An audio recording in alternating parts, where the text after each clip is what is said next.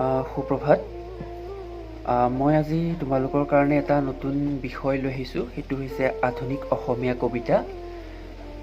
এই বিষয়টো মোৰ আটাইতকৈ ভাল লগা, তোমালোকৰো হয়তো এইটো ভাল লগা। আমি সকলোৱে জানো কবিতা মানে কি, বা আমি সকলোৱে কবিতা লিখিছোঁ বা লিখোঁ, কেতিয়াবা চেষ্টা কৰোঁ। যে আচলতে কবিতা হ'ল মানুহৰ আৱেগ অনুভূতিৰ সৈতে গভীৰভাৱে সম্পৰ্কিত এক মননশীল কলা। অসমীয়া সাহিত্যৰ ক্ষেত্ৰখন যদি চোৱা যায় তেতিয়াহ'লে দেখা পোৱা যায় যে কবিতাৰ দিশত অসমীয়া সাহিত্য বিশেষভাৱে চহকী আৰু আগবঢ়া। কবিতাৰ যি আধুনিকতা বা আধুনিক কবিতাক আচলতে এটা সংজ্ঞাৰে সীমাবদ্ধ কৰিব পৰা নাযায়। তথাপি আধুনিক শব্দটোৱে অস্থিৰতা জ্ঞাপক এটা অৰ্থব্যঞ্জনা আচলতে নিৰ্দেশ কৰে। আধুনিক শব্দটো সাহিত্যৰ যুগ বুজোৱা এনে এটা অৰ্থত আচলতে প্ৰয়োগ হৈছে যিটো যুগে 19 শতিকাৰ ৰোমান্টিক আদৰ্শত আস্থা হেৰুৱাই নতুন এক অন্বেষণত ব্ৰতী হৈছে। অভিজ্ঞতাৰ এক নতুন স্তৰক আচলতে সি প্ৰতিবিম্বিত কৰিছে। আমি যদি চাওঁ 19বিংশ শতিকাৰ ৰোমান্টিক আদৰ্শ, বিশ্বাস, মূল্যবোধ আদিৰ পৰা আঁতৰি আহি নতুন আদৰ্শ আৰু মূল্যবোধৰে আত্মপ্ৰকাশ কৰা কবিতাই হ'ল আচলতে আধুনিক কবিতা।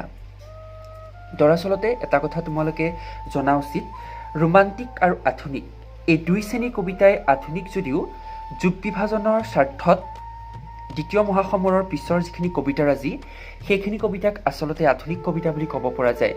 আমি যদি চাওঁ বিষয়বস্তু নিৰ্বাচন, শব্দচয়ন, ৰচনাশৈলী, মানস চিত্ৰ গঠন, প্ৰতীকৰ অভিনৱ প্ৰয়োগ, ছন্দসজ্জা গঠন ইত্যাদি বিভিন্ন দিশত যি নব্যানুভূতিৰ সঞ্চাৰ হৈছে, সেই সঞ্চাৰ হৈ পূৰ্বৰ ৰোমান্টিক কাব্যধাৰাৰ পৰা আঁতৰি নতুন ৰূপত যিখিনি কবিতাই আত্মপ্ৰকাশ কৰিছিলে সেইখিনি কবিতাই আচলতে আধুনিক কবিতা বা নতুন কবিতা।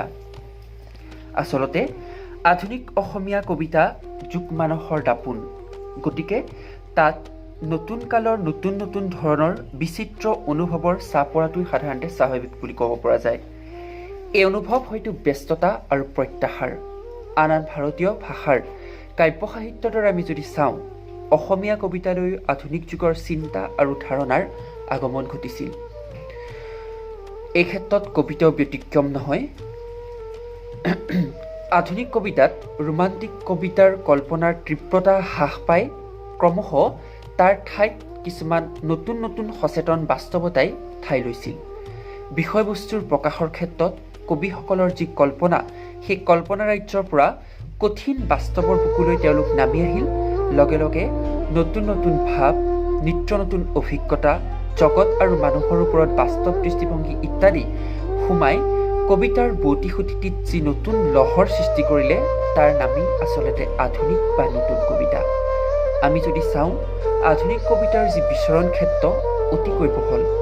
ৰোমান্টিক কবিতাৰ পৰা সুকীয়া ৰূপত আত্মপ্ৰকাশ কৰা আধুনিক বা নতুন কবিতাই এক বিশাল আয়তনৰ মাজতো কেইটামান বিশেষ লক্ষণ কঢ়িয়াই আনিছে। আচলতে সেই লক্ষণসমূহৰ ভিতৰত তোমালোকে মনত ৰাখিবা, এটা হৈছে নতুন মানৱীয় দৃষ্টিভংগীৰ আগমন, মাৰ্ক্সীয় দৰ্শনৰ প্ৰভাৱ, তাৰোপৰি যদি চোৱা নগৰকেন্দ্ৰিক যান্ত্ৰিক সভ্যতাৰ ছবি। এই তিনিটা বৈশিষ্ট্যৰ উপৰিও আৰু কিছুমান বৈশিষ্ট্য আংগিকত দিশত আচলতে দেখা পোৱা যায়। মই মোৰ এই পিছৰ ভিডিঅ'টোত কি ধৰণে এই বৈশিষ্ট্যসমূহ আধুনিক অসমীয়া কবিতাত প্ৰতিফলিত হৈছে সেই সম্পৰ্কে ক'বলৈ চেষ্টা কৰিম। ধন্যবাদ।